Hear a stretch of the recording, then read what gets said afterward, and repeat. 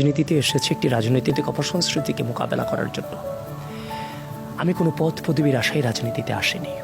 পরিস্থিতি যখন যেখানে আমাকে নিয়ে গেছে, আমি সেই পরিস্থিতিটাকে জাস্ট মোকাবেলা করেছি। সেখানে থেকে আমি আমার দায়িত্ব পালন করবার জন্য প্রস্তুত। আমি দায়িত্ব পালনটাকে বুঝি, আমি কোনো পদ পদবীকে আমি ভাই বুঝি না।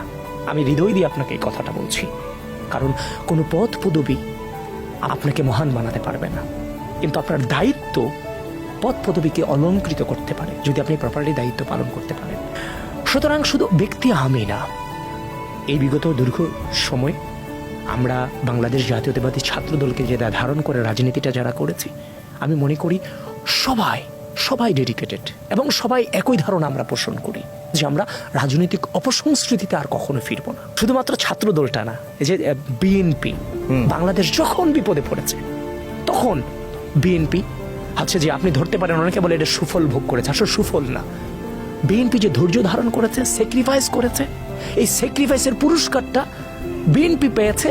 সেটা হচ্ছে যে অর্থের বিনিময়ে না, সেটা হচ্ছে প্রকৃতি তাদের পক্ষে ছিল।